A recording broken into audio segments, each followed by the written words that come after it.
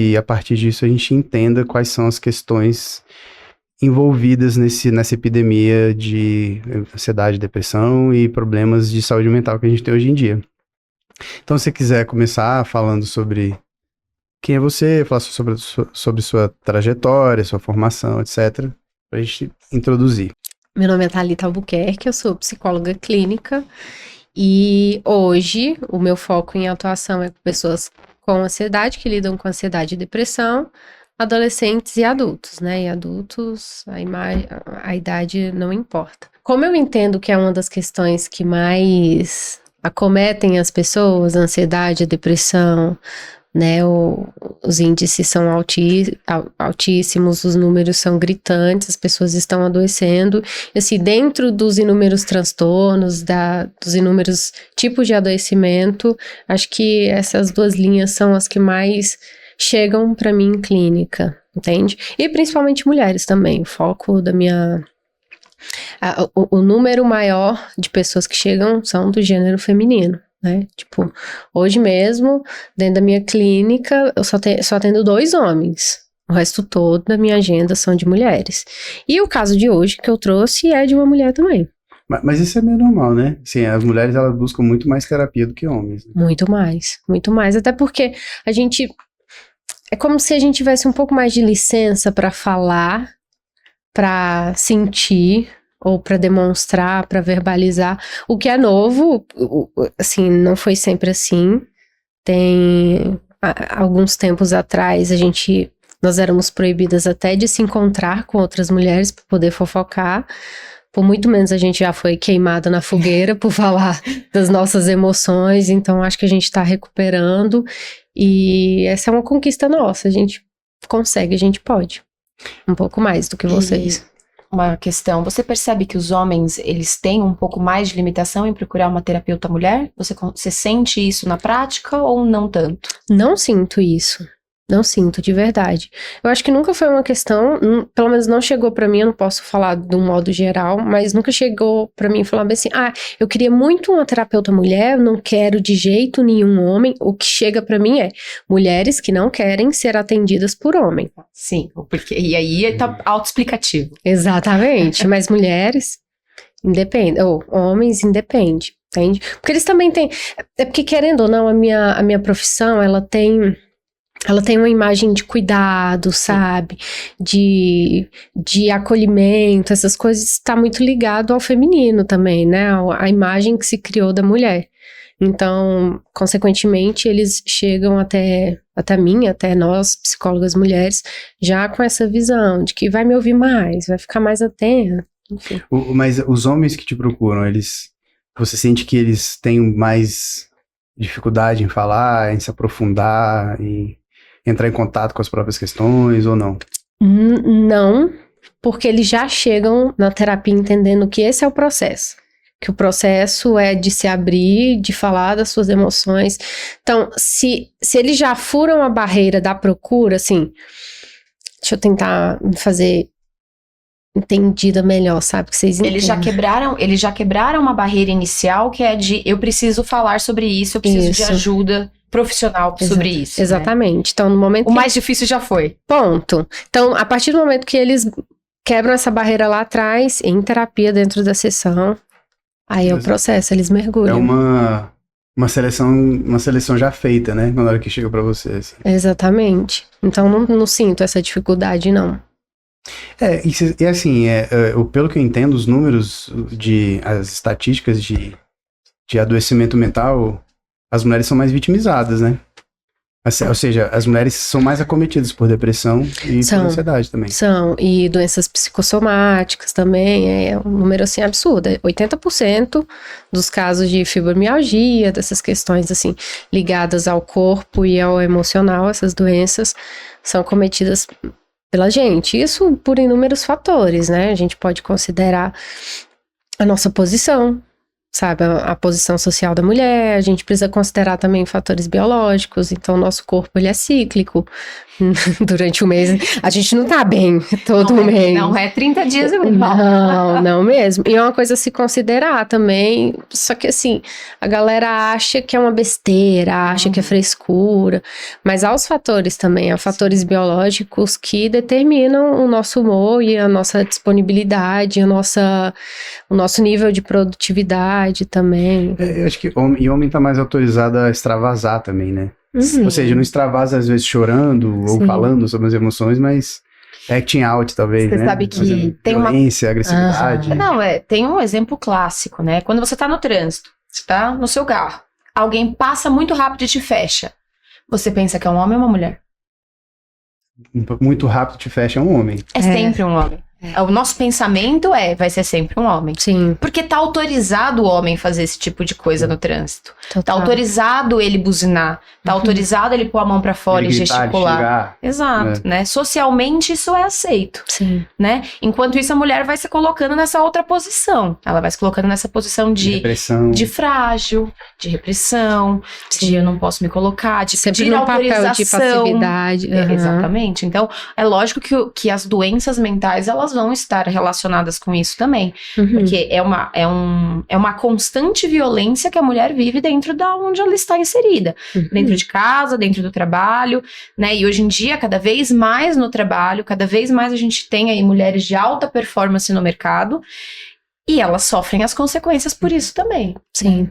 E a gente não tá segura nem em casa, né? Porque Não. os números gritam que a gente, assim, a chance da gente sair na rua pelada e não ser violentada, mas ser violentada dentro de casa é muito maior, sabe? Então, a gente precisa estar hiperatentas, hipersensíveis. O caso das mulheres que são mães também, você tem que estar atento ao comportamento do menino, se o menino já comeu, tá o tempo todo assim com microtarefas a fazer, com listas e listas na cabeça, então é uma sobrecarga, e aí a gente vai então, sai da casa, do campo do lar e vai pro trabalho, mas ainda tem a casa para poder estar dominando, gerenciando, administrando, então são quantos papéis aí que nos foram entregados? Como é que não adoece, né?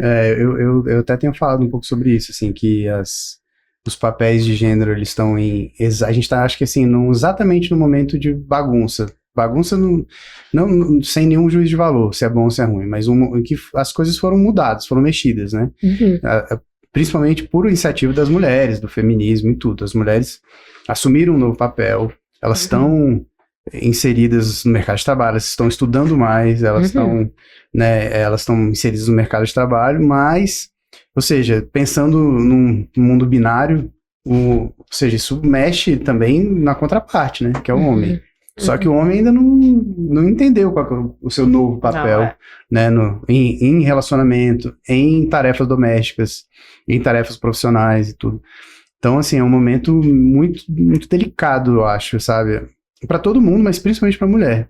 Porque, assim, se a mulher ela foi para o mercado de trabalho e agora ela tem um papel importante na manutenção da casa, o homem ainda não entrou para participar dessa... Ou seja, ela assumiu um papel de manutenção da casa com financeiro e tudo. Sim. O homem não entrou na parte das tarefas domésticas. Ele ainda ajuda, ainda né? ajuda. Meu marido é tão bacana, ele me ajuda. Ele a gente escuta muito ele isso, lava uma né, louça. Nossa, ele fica com o menino, ele fica com a criança. E em relacionamento também está acontecendo, né? Assim, a mulher está com um novo papel, aí existe uma exigência diferente, né? E o que eu ouço muito de amigas mulheres, vocês estão aí para dizer muito melhor do que eu, né? Mas que tá difícil, tá muito difícil porque parece que os homens ainda não assumiram esse novo papel, né? Ou seja, parece que se exige dele ou seja, se exige uma masculinidade nova, diferente, isso é certo, que ainda ninguém sabe exatamente qual que é, eu acho.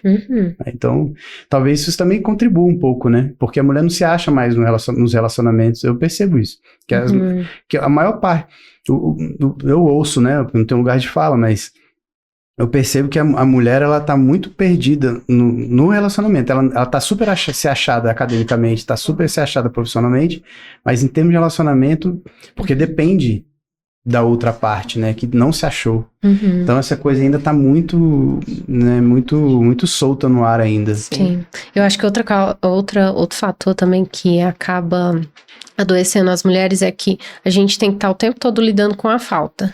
Sim. Então, se a gente tá solteira, falta um cara. Se a gente tá com um cara, falta um filho. Se a gente tá com um filho, falta uma carreira. Se a gente tá com a carreira, tá faltando em casa. Aí falta tempo. Aí falta tempo. E falta... Aí você aí envelhece. Aí você não é pode. proibido envelhecer. Não. Envelhecer é proibido. Envelhecer é tabu.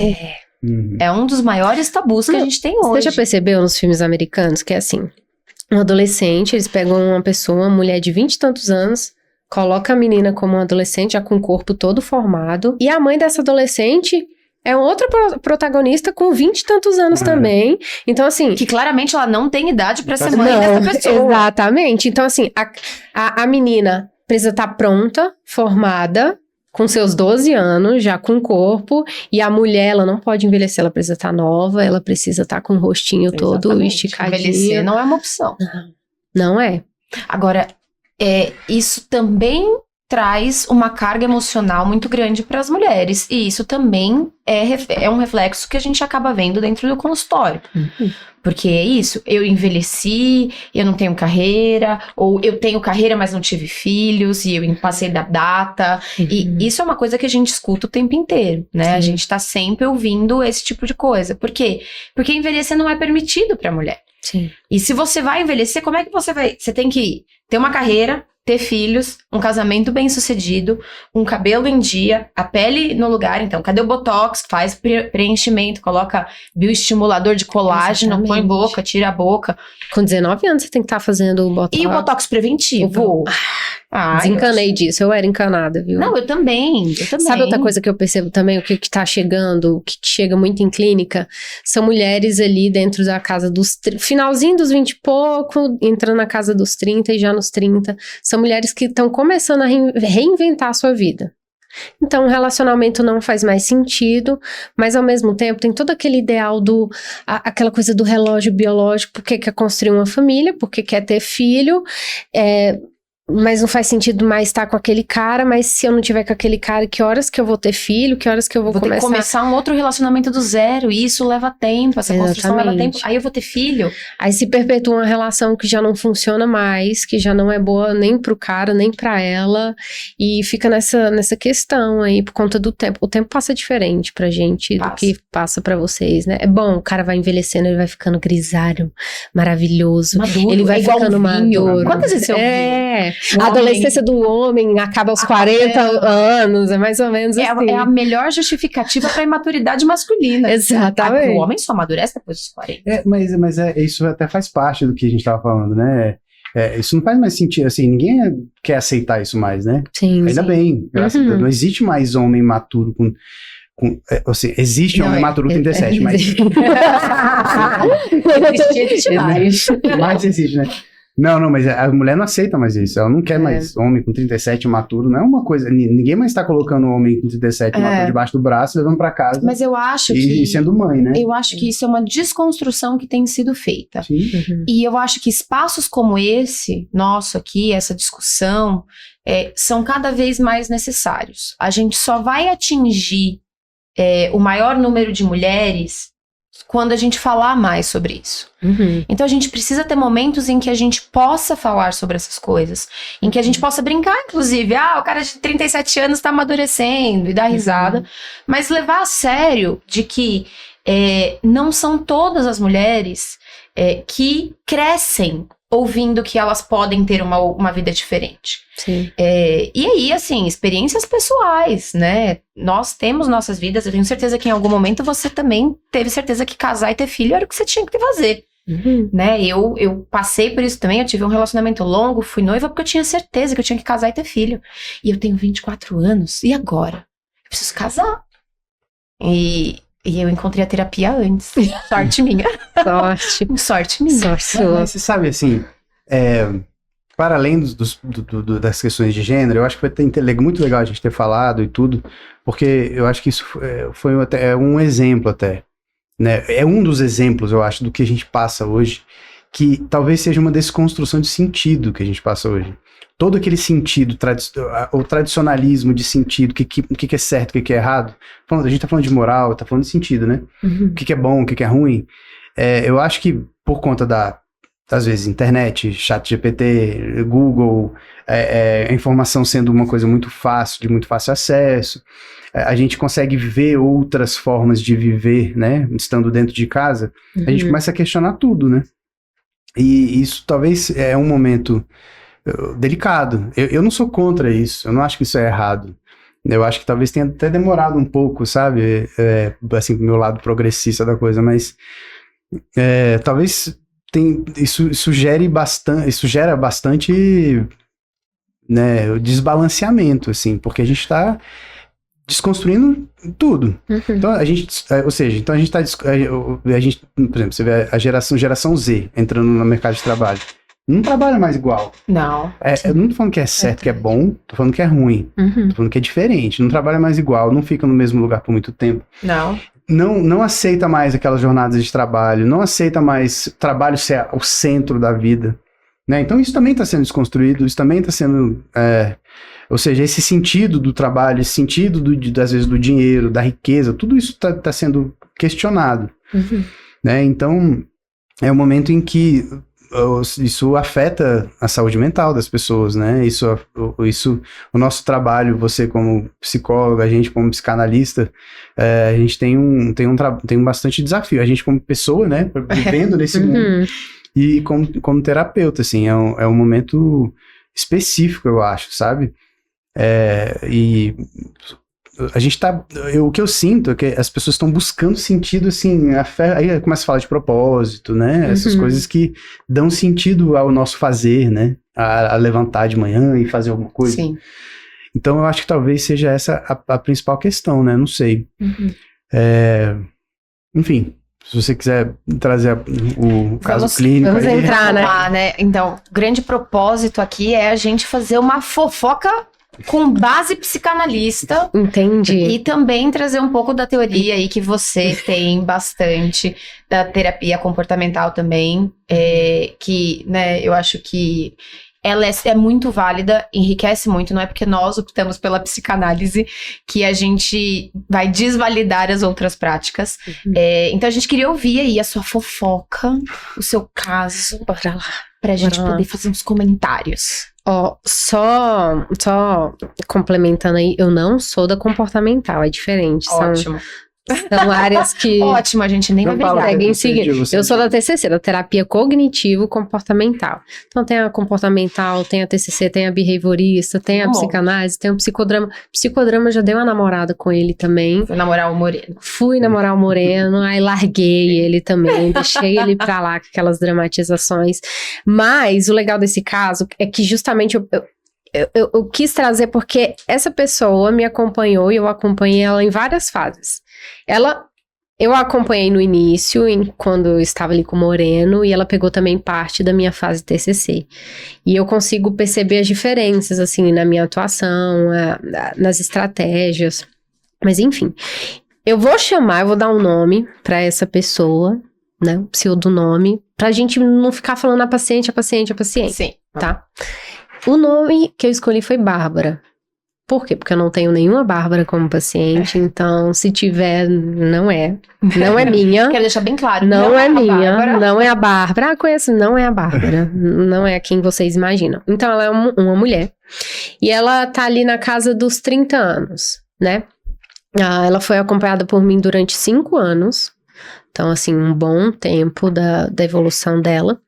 Ela tem ensino superior, ela mora no Brasil e ela já chegou para mim com um diagnóstico de transtorno misto de ansiedade e depressão. Ou seja, as duas coisas juntas, ela veio com um combo completo. Ela já veio com intervenção medicamentosa, então ela já veio tomando medicação, ela tomava de início 2. Depois ela precisou tomar uma por uma questão de insônia, mas assim... Variavam muito os sintomas e as características que ela tinha, né? E eu trouxe alguns para falar de vocês.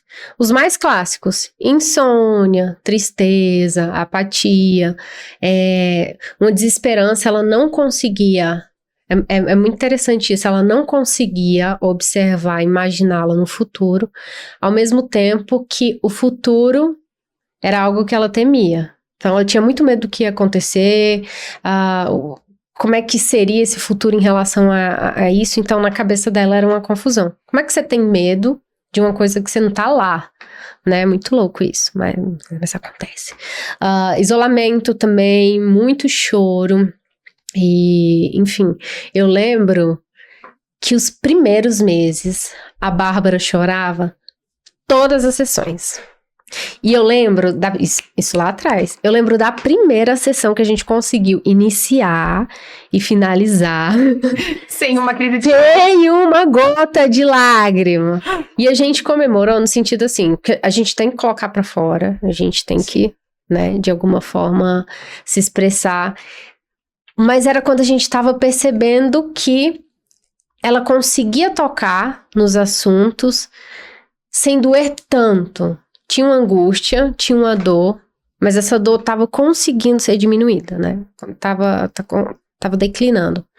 Ao mesmo tempo que ela passou por outros processos, que ela foi pra fossa de novo, ela oscilava, ia pra cima, ia pra baixo, ficava bem, ficava mal, o que é muito normal, o que é muito comum quando um paciente chega com esse tipo de diagnóstico, né? Outros sintomas também que ela trazia em relação à ansiedade era taquicardia, esses pensamentos acelerados, irritabilidade. Ela era muito sensível com relação a isso. Então, às vezes eu tocava num ponto, ela era um pouco mais agressiva, ela respondia de uma forma, sabe, um pouco mais brusca. Enfim, ela era uma paciente verborrágica, ou seja, ela falava para um caramba. Do começo ao fim da sessão. Do começo ao fim. Quando ela não chegava com demanda, podia estranhar, que era o que acontecia também. Mas assim, isso é interessante a gente perceber, porque a gente tem a imagem de uma pessoa depressiva que não fala, que tá enfiada dentro do quarto, que não se comunica, que não vai pra festa, que enfim, isso não acontecia com ela, ela continuava a viver normalmente. Ela foi afastada do trabalho, ela teve um prejuízo laboral aí, mas acabou que na vida pessoal, ela tentava lidar, e, sabe?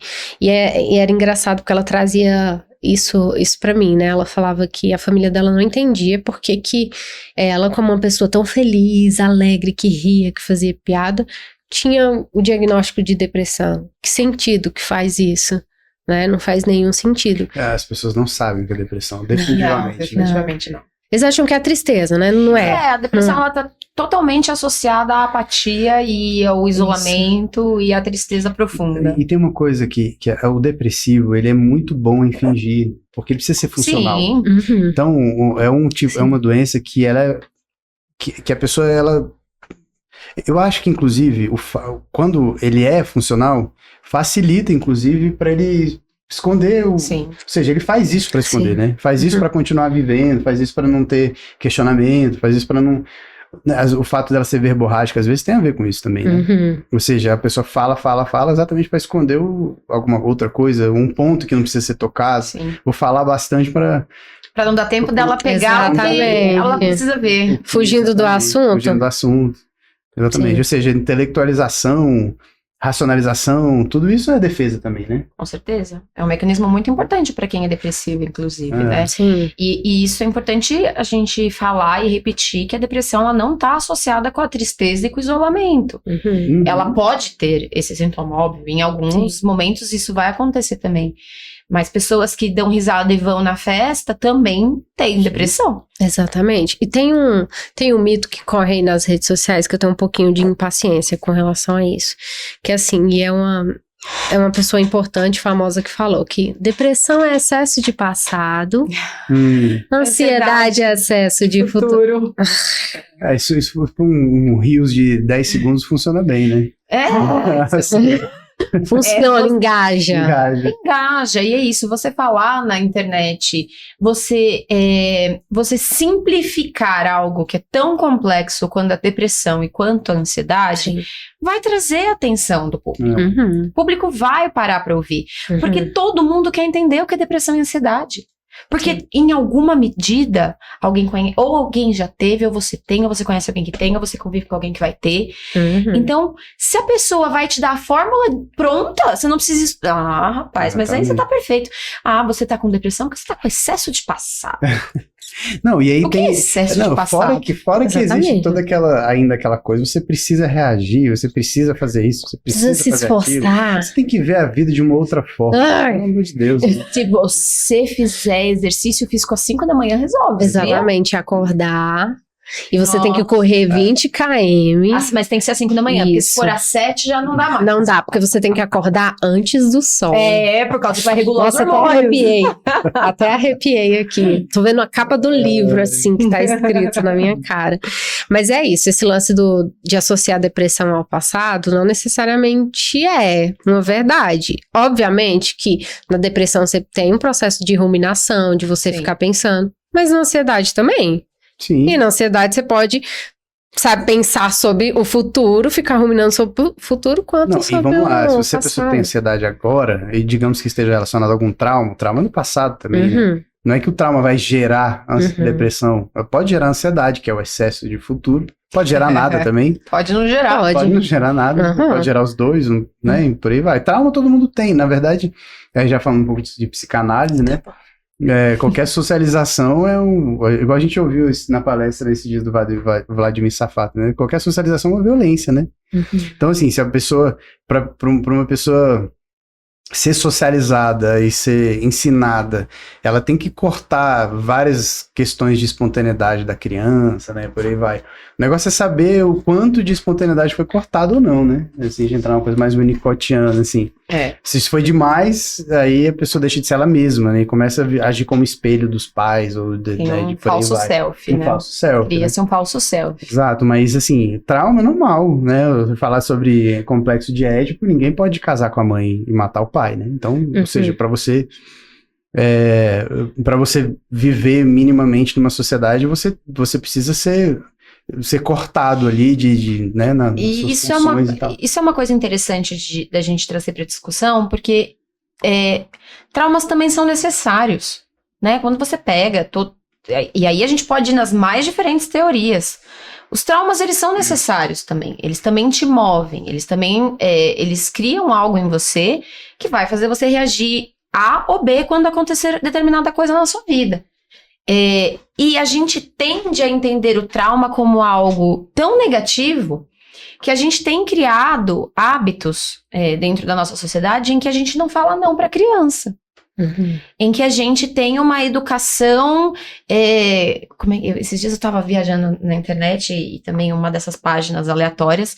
Não, meu filho não pode ter medo de mim. Então, eu não vou falar não nunca. Então, se ele pegar Educação o copo... permissiva. Alguma coisa assim. Se ele pegar o copo e for pra tacar no chão, eu não vou falar que não pode. Vai falar assim que não pode tacar o copo do chão, gente. Né? Então, assim, e é isso. Ser socializado é passar por um evento violento e carregar uma marca que a gente pode dar o nome de trauma. Sim. Mas eu acho que a gente tá... Eu concordo com você. Mas eu acho que a gente tá, como eu falei mais cedo, num ponto de inflexão, assim. Sim. Porque a gente tá numa sociedade, num momento da sociedade em que... as escolhas que estão ligadas à espontaneidade, elas são muito reprimidas, eu acho. Né? Então, assim, a gente tem que ser certa, a gente tem que ser assim, tem que ser assado. E hoje, ainda mais hoje com a internet, com o Instagram, com filtro, etc., tem milhares de exigências aí, né? De padrão de beleza, de padrão de riqueza, de etc. Padrão de felicidade. Padrão de felicidade. Você só é um casal bem sucedido se você postar uma foto sorrindo todo final de semana. Na praia. Na praia, de preferência na praia. Exatamente. Não, e aí a gente tem pouca escolha, na verdade, entende? É assim que eu sinto. Então, talvez um dos maiores motivos, talvez, do problema de saúde mental que a gente vive hoje tem a ver com isso, né? Esse Moreno vai falar bem sobre espontaneidade. Moreno? É por isso que eu gostei dele lá no futuro, não. Fala um pouco. Lá no passado, né? Porque o trabalho dele é justamente isso. Ele percebeu que a galera, né, conseguia se expressar bem através do teatro. E ele trouxe isso para dentro da clínica, né? Então ele percebeu, tem um caso de um casal que foi o que criou a base, né, do psicodrama. E foi através do... Porque era assim, ó, a história, né? A mulher é uma atriz e ela sempre fazia papéis de mocinha, não sei o quê. E o marido chegou até o Moreno e falou assim, Moreno, essa mulher é o cão. Ela tava... De mocinha. Eu parafraseando o Moreno. De mocinha, não tem nada. Pelo amor de Deus, sabe? Esses papéis não tem coerência com ela. Enfim, ela era muito agressiva, muito brava. O que o Moreno fez? Colocou essa mulher num outro papel, num papel mais de vilã, num papel mais agressivo. A mulher ficou uma seda dentro de casa. E assim, o cara compartilhava. E o Moreno percebeu, sabe, que ela conseguia se expressar de outras formas através da dramatização mesmo, né, da atuação, para que em casa ela conseguisse ser plena, ficasse bem, para que o relacionamento funcionasse de uma forma melhor. Então, assim, ele fez com que esse lance da espontaneidade viesse pro campo teórico e, enfim, abraçou. Porque a gente... essa, eu acho, é o grande dilema, talvez, né? A gente precisa, óbvio, socializar e tal, a gente vive em sociedade, existem exigências compartilhadas e tal, mas, ao mesmo tempo, a gente não deixa as pessoas se expressarem, né? Porque a gente não sabe se expressar, a gente não expressa o que, a gente nem sabe exatamente quem a gente é, o que a gente precisa, quais são as nossas necessidades, a gente não sabe dividir o que são as necessidades impostas, o que são minhas necessidades, né? Voltando pro Winnicott, né? Verdadeiras e falsas necessidades. Não é Winnicott que fala isso, mas o verdadeiro e falso self que ele fala, né? Mas, enfim, eu acho que tem a ver com verdadeiras e falsas necessidades. Mas, e aí, como que a gente pode criar bases nessa nossa sociedade para que a gente possa também se expressar e ser quem a gente é de verdade, sem julgamento, sem a gente ter violência, sem a gente sofrer agressividade, violência de pessoas que... Porque, veja, acaba que como a gente não sabe, ninguém sabe se expressar de verdade, ser quem é de verdade, a gente fica buscando espelhos por aí, né? Então, nos relacionamentos que a gente tem, inclusive de pai com filho, mãe com filho, a gente busca no filho um espelho, né? Nosso. Que ele seja quem eu sou, que pense como eu penso, que vote em quem eu voto e por aí vai. E aí a gente corta tudo ali que pode e a pessoa não consegue ser quem ela é, né?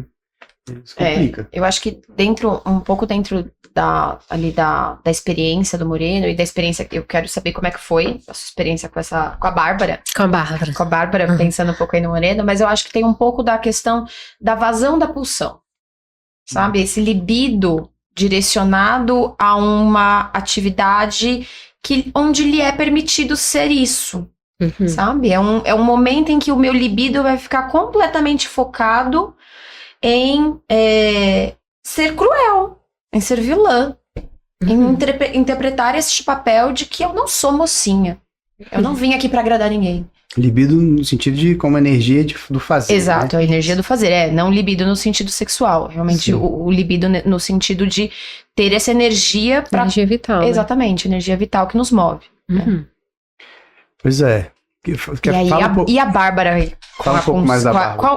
Como que foi a Bárbara no consultório, passado essa fase do choro do começo ao fim?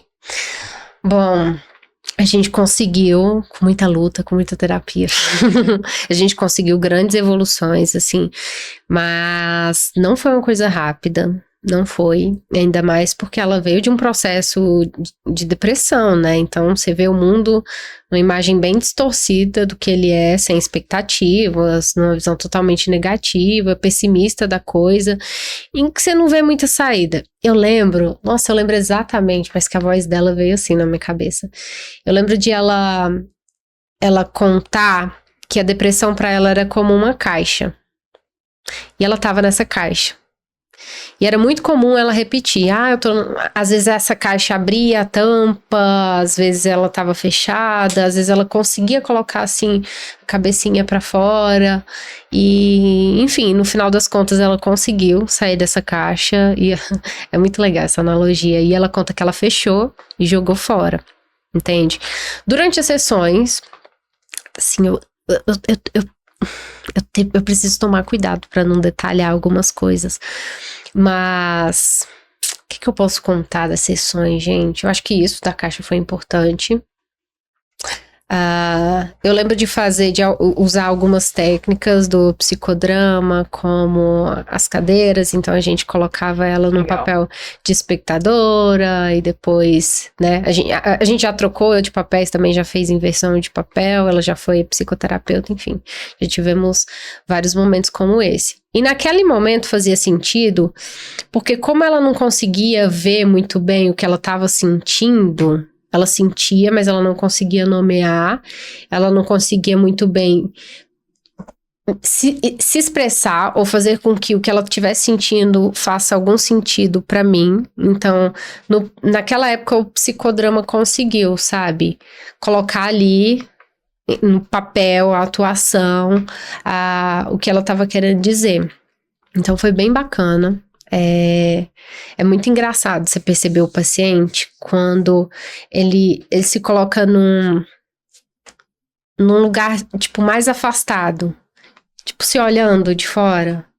É interessante porque eles conseguem enxergar coisas que eles não perceberam, comportamentos que eles não perceberam, emoções que estavam ali, mas que não estavam muito bem explicadas.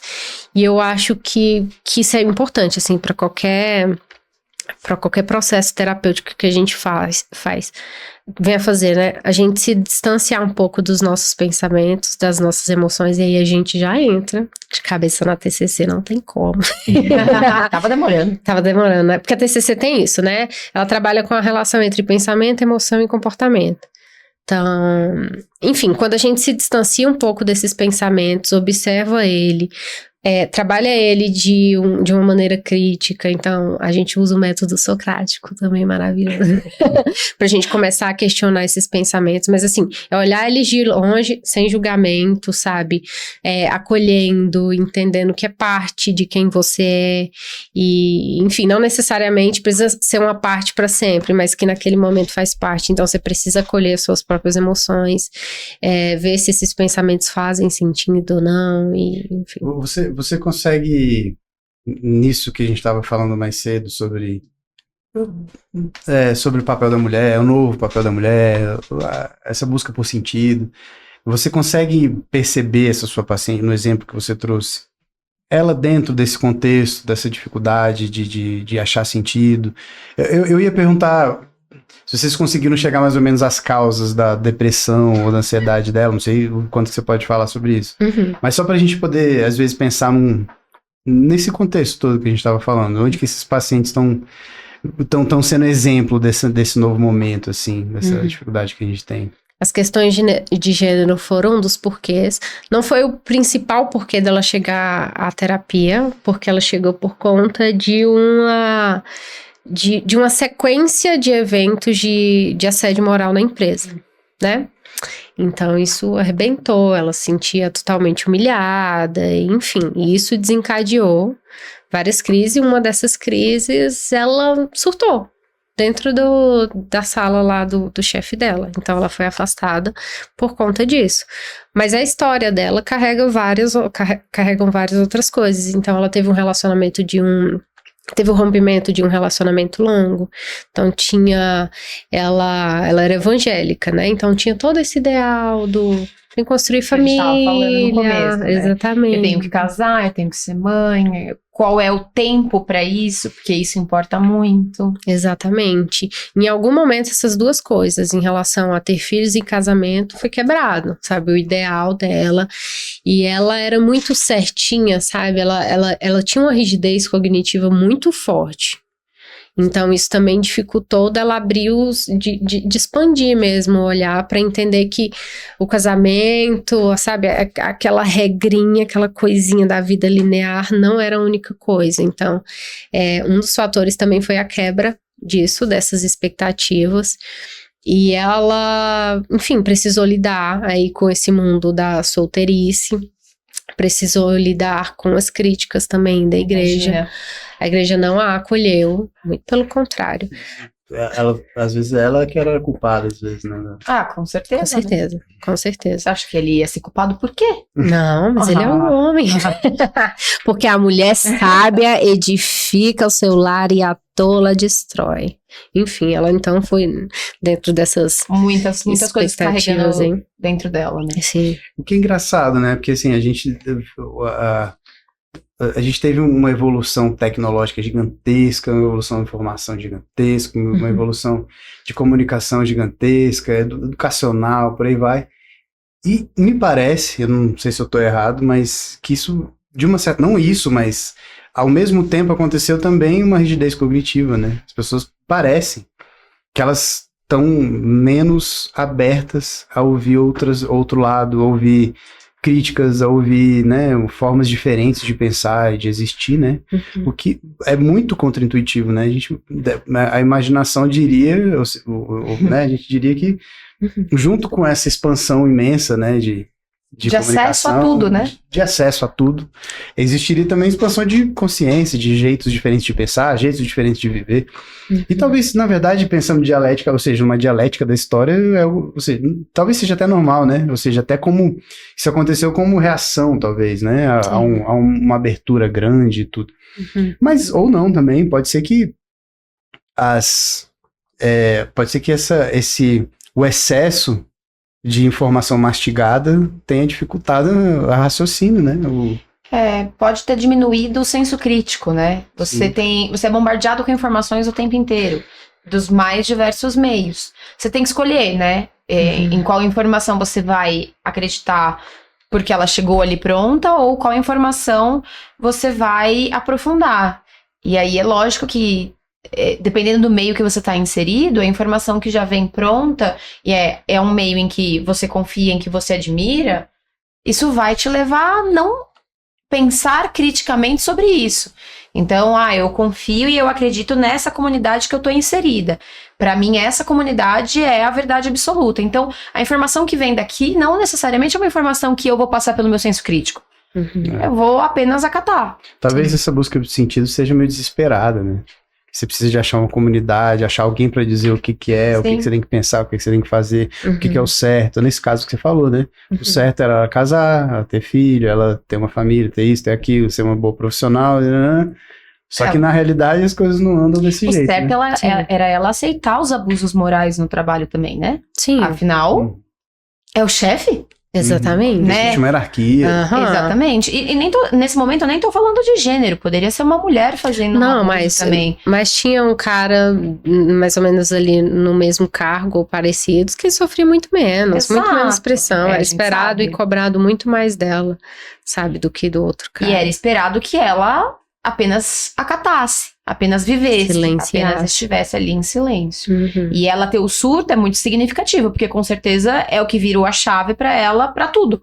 Exatamente. Se ela não tivesse tido esse surto, talvez ela estivesse lá na mesma situação, do mesmo jeito ainda. É verdade. E ela conta também, porque eu pedi autorização, né, pra estar falando um pouco da vida dela.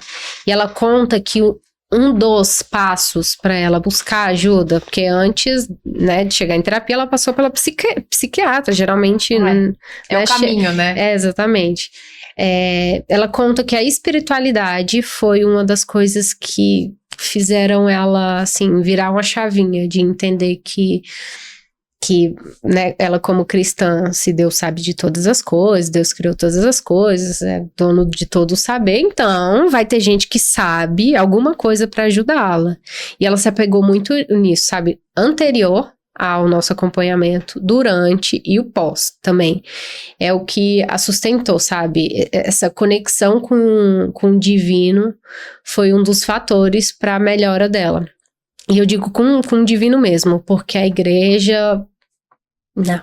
A igreja não foi o suporte, né? Não. O suporte foi a fé. Exatamente. Foi ela acreditar nesse algo maior e no poder que ele poderia fazer.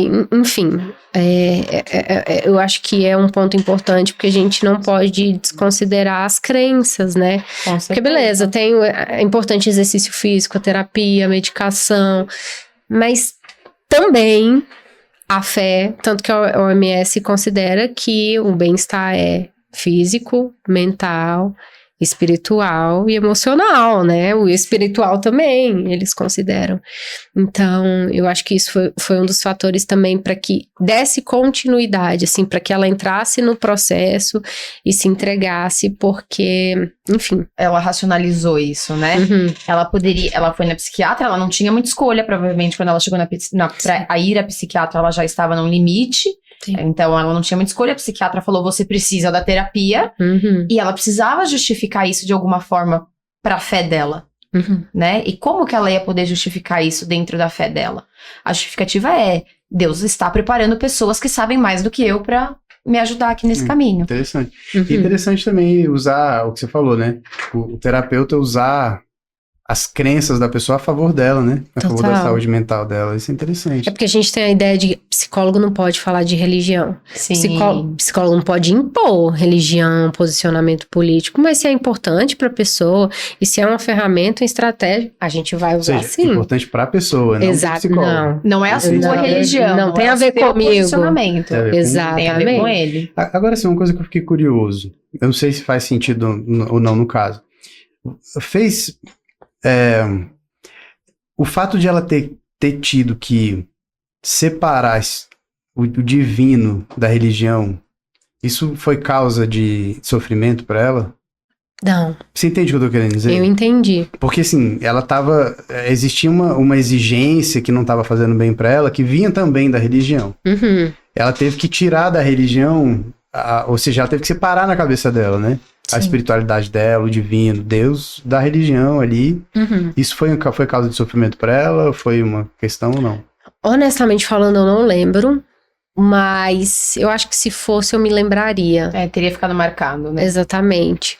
Porque ela era cristã, ela frequentava tudo bonitinho, mas ela tinha um contato para além da religião, mesmo dentro da instituição. Ela tinha um contato muito próximo com esse divino. Entende? Então, quando ela se afastou da instituição, ela não se afastou. Eu acho que, né, agora pensando melhor, ela já fazia essa distinção, essa separação. Mesmo estando dentro da igreja, ela já conseguia separar uma coisa da outra. Exatamente. Aí é outro trabalho, separar as normas e as expectativas, aí é outro trabalho, mas ela conseguia sim. Ela consegue, na verdade. Porque eu pergunto isso porque eu acho que junto com esse processo todo social que acontece, existe também e no Brasil principalmente, uma desconfiança imensa das instituições em geral, né? Política, por aí vai. E eu acho que talvez igreja também, entende? A instituição, a religião. Isso é uma coisa que talvez... E também faz parte, eu acho, dessa fragmentação, né? Que eu estava falando mais cedo, que alguns chamam de modernidade líquida e por aí vai. E aí, enfim, com tanta informação disponível, com tanto celular fácil disponível, câmera e tudo, é difícil que as coisas hoje fiquem... É mais fácil que as coisas venham à clara, né? A gente vê acontecendo muito aí escândalos e por aí vai. Então, assim, talvez isso seja uma questão também, né? Assim, pessoas que tinham as instituições como uma coisa importante. Assim, por exemplo, na pandemia, a gente viu isso acontecer muito, né? Questionamento da OMS. Bom, é uma instituição importantíssima. A OMS sempre foi uma instituição de referência para tudo. Mas a pandemia foi questionada. O que ela dizia que era a forma de tratar. Se era válida ou não. Se era válido ou não. CRM, a Associação de Infectologistas, tudo isso, Ministério da Saúde, tudo isso. Ou seja, uma instituição, o Ministério da Saúde falava uma coisa muito diferente da OMS, que falava uma coisa muito diferente da Associação dos Infectologistas do que do CRM. Então, assim, é uma coisa muito complicada, assim, né? Se a gente não tem um direcionamento, nesse caso, a gente precisa de um direcionamento institucional, né? Não sempre a gente precisa. No caso da espiritualidade, eu pessoalmente acredito que que ninguém precisa de... Eu, pessoalmente, tá? Assim, respeito quem pensa diferente. Quem precisa... eu acho que a gente não precisa de um direcionamento institucional. E esse caso aí mostrou isso. Existia na cabeça dela uma separação entre instituição, religião e espiritualidade, Deus, etc. Mas no caso da pandemia, não. A gente precisa sim da OMS. A gente precisaria sim do Ministério da Saúde e tal. Ninguém sabe lidar com pandemia, né? O que faz, o que não faz. E é uma coisa coletiva. Não é decisão que eu tomo individual, eu quero sair, tô afim de sair sem máscara. Não é assim que funciona, né? Enfim, mas no caso nesse caso, eu achei interessante esse ponto especificamente, sabe? E eu imagino que muita gente deva passar por isso. Sim, também. Sim. Né? A instituição foi importante para ela, foi quando ela formou os valores dela, a ética dela, então o que era certo, o que era errado. Por outro lado também, né, ter as coisas não tão boas aí que a religião trouxe para ela, mas isso em qualquer instituição. Mas que bom que ela foi capaz de passar por essa barreira, né? E de manter algo que era importante para ela, que era a fé dela. Sim. Né? Sim. Então acho que aqui fica uma... não diria uma lição, mas fica aí um alerta pra gente que tá em consultório, que tá em atendimento, que é de não menosprezar aquilo que o seu paciente, que seu analisando, traz, que é importante pra ele, mesmo que pra você soe completamente maluco, né? Então, assim, se não foi o caso dela, mas se a instituição fosse de extrema importância na vida dela, você ia ter que lidar com tudo isso. E a instituição ali no meio, e a religião, né, a igreja de uma forma ali no meio de tudo isso. Não dá pra gente retirar isso da vida da pessoa, né? Eu acho que é isso, a gente não tá ali pra retirar nada da vida de ninguém, na verdade. Né? Não, e um profissional minimamente ético não vai fazer esse tipo de coisa, sabe? Colocar os seus ideais, os seus valores acima dos valores da pessoa, não faz sentido. Então a terapia não é sobre o cliente. É sobre você, né? Então vai fazer a sua, vai fazer a sua. Você não tá conseguindo lidar e tá querendo impor de alguma forma. Bom, e é importante que faça mesmo, né? É importante. Canalista, na verdade, não pode não fazer. Gente, vamos lembrar aqui, o tripé é básico, né? Da psicanálise, né? Tripé é básico da psicanálise. A sua análise, os seus estudos. Deixa eu falar uma coisa pra vocês, nós temos 3 minutos. Uau! Não, eu tava até vendo, assim, eu já ia começar a querer encerrar mesmo. Eu acho que um jeito legal de encerrar seria te perguntar qual que é a sua sugestão para... É uma pergunta bem fácil de responder. Mas o que você acha que deveria ser feito para a gente lidar com esse problema de saúde mental que a gente tem hoje? Eu acho que, como o tema do podcast de vocês é o autoconhecimento, eu acho que eu vou entrar nesse processo aí. Porque se você se conhece, você conhece seus processos, as suas emoções, os seus pensamentos, você minimamente consegue lidar com eles, minimamente você consegue reagir com eles da melhor forma, no dia a dia. Sabe? Eu acho que não tem outro caminho pra gente melhorar como sociedade ou melhorar como pessoa, como indivíduo. Vamos pro micro, né, primeiro. Então, pra gente entender o que faz bem, o que não faz, o que me deixa mal, o que me deixa bem, eu preciso conhecer os meus pontos. E acreditem, tem gente chegando no consultório não sabendo o que gosta. Não sabendo, assim, o prato favorito, a cor favorita, um filme favorito, sabe? Tá tão ligado, assim, o que é importante para os outros, que não conhece os pontos básicos, sabe? As suas bases, as suas raízes, a sua própria história. Eu acho que o caminho é esse. O caminho tem que ser para dentro, né? Alguém fala isso? Não sei. A saída é para dentro. A saída é para dentro. Eu vou falar do meu jeito. O caminho pra dentro. O caminho, assim, para uma saúde mental, minimamente, cara, eu gosto de usar essa palavra, porque assim, em tempos em que tá tudo muito caótico, o mínimo já é alguma coisa. O mínimo já é o máximo. Exatamente, podia pouco. Exatamente, o mínimo às vezes vai ser o máximo. E tá tudo bem. Pra gente manter, sabe, pra gente sustentar, não adianta estar 2 dias bem, ou 4 ruins, né? Ou tá bem só nas férias, ou tá bem só no final de semana, a gente precisa ter sequências de dias bons. E um ou outro, então, um dia que é mais pesado, e enfim. Esse deveria ser o ideal, e aí, sendo bem otimista e sonhadora, né? Acho que é isso. Respondi a sua pergunta? Eu acho que mais do que respondida. Acho que você se saiu super bem, porque ele foi sacana nessa pergunta. Né? Colocou logo no final, que é assim, pra você já tremer e responder. Tô acostumada, essa é mais básica que ele faz.